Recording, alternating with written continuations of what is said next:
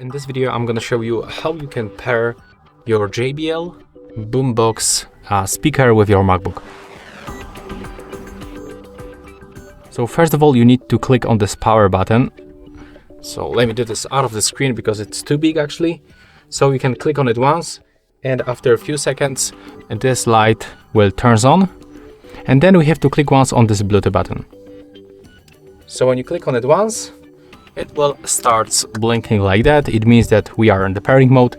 So all we have to do right now on our MacBook, just open the Bluetooth settings and then select your JBL Boombox 2. And yeah, that's all for this video. Hope you like it.